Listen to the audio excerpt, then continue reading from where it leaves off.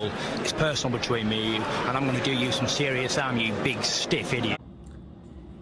The Untouchable True School Sports Empire proudly presents something the boxing game's missing. Hey, what's going on? It's your boy BT, and I came here to talk some boxing with the thousands of True School Sports subscribers.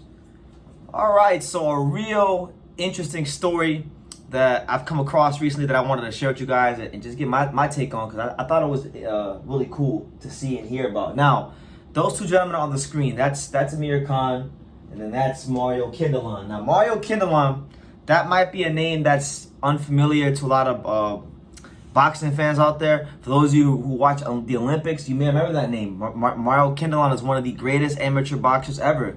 He was the gold medalist in the lightweight division for the 2000 Olympics, and he was the gold medalist for the lightweight division in the 2004 Olympics. So he's widely regarded as one of the greatest amateur boxers of all time. He's like many of the Cuban fighters of yesteryear, such as Tilio Stevenson, Felix Savon, and many others who, achieved great heights, high levels of glory in the amateur game. But ultimately, they never decided to turn pro, whether it was because they were scared to leave the island due to the communist regime, or just straight up indoctrination and not believing that they could have better for themselves in the USA or other countries and leave the country. So it is what it is. Fidel Castro messed the minds up of many people. Mario Kindelan might be one of them. But what happened this week was actually that Mario Kindelan and Amir Khan, they fought in the gold medal match in 2004, and they had fought in the amateurs multiple times. Mario Kindelan defeated Amir Khan in the 2004 gold medal match, a really good fight. Listen, he wanted to build his mama a house in Cuba, and I guess he had come across Amir Khan this week, and he was trying to sell Amir Khan the gold medal that he beat him for in 2004. And he was going to give the gold medal to Amir Khan for $5,000. Now, Amir Khan, much respect to him, he did something very honorable in this case. He told Kindelan that, no, you keep that medal. That medal is yours. You beat me for it fair and square. And he told him to keep the medal, but that he would give him the money to build his mom a house. So ain't that beautiful? Life kind of comes full circle, When Kindelan and Amir Khan fought, Kindelan was 34 years old. He was literally like the maximum age you could be to compete as an amateur in the Olympics. Khan was 21, I believe, at the time. So there was a big age gap, big gap in physical maturity and experience. So it was dubbed as Mission Impossible for Amir Khan to beat Kindelan. He didn't do it, but years later, obviously Khan went on to have a fantastic career, world champion, big star in the sport, made millions of dollars, and even in this high position, still show that respect to Kindelan, and is gonna, I guess, give him the money to help his mom build a house in Cuba. So I like stuff like this. I like these wholesome stories because it goes to show you that boxing is so much more than what we see in the ring. These guys are human, and there's always that respect. If you've really gone to war with somebody, then there's always that mutual respect you have for them after it's all said and done. So but beautiful to see. As far as Kindelan, though, wanted to kind of touch on him a little bit here. Kindelan, for those I know, that's him right there above my left shoulder. Kindelan, there's all these questions about how great he could have been in the pros, because when you look at the guys he beat in the amateurs, he beat Amir Khan multiple times. He beat Miguel Cotto. He beat Felix Diaz.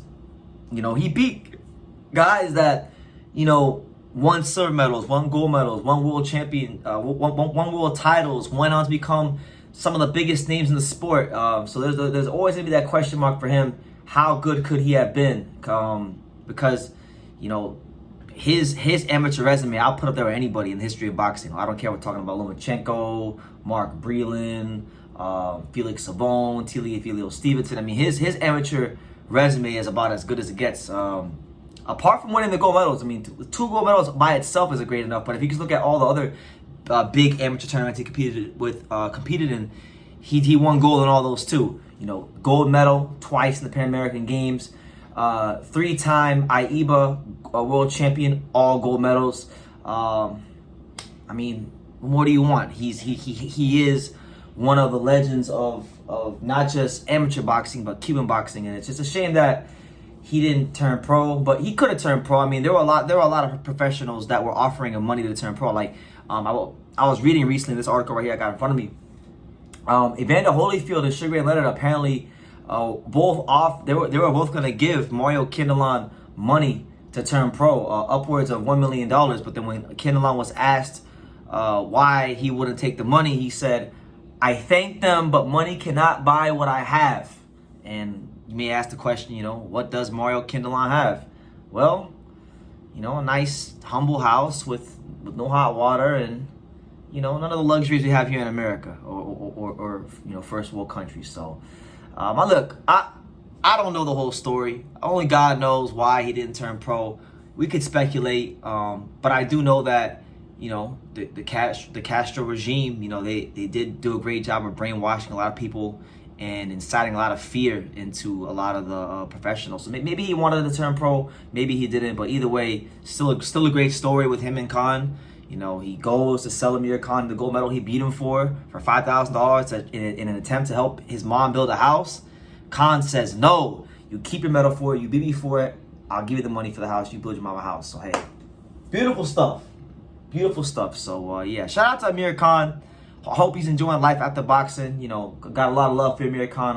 I enjoyed many of his fights when he was active. And shout out to Mario Kindelan. I do know, and I'll wrap it up on this note. I know last year when I was in Colorado Springs with Sean Porter and Sean Tatel for the amateur boxing champions. Me, Sean Porter, and Sean Tatel, we went to the Olympic Training Center in Colorado last year to interview Team USA's elite amateurs. So like Jamal Harvey, Jairo Gonzalez, those are a couple who have qualified. And then also we interviewed Raheem Gonzalez, who hasn't qualified as of yet, but he's ranked as the #1 amateur light heavyweight in the world. And he actually cited this fight, Amir Khan versus Mario Kindelan, as the fight that inspired him to box and his favorite fight in box history. So yeah, that's kind of how I knew about Amir Khan and Mario Kindelan. But nonetheless, leave your comments down below. Make sure you guys take the time to subscribe. And like I say in every single one of these videos, you can love me or you can hate me, but I'm just Kid from Daniel. So until next time, take care, guys.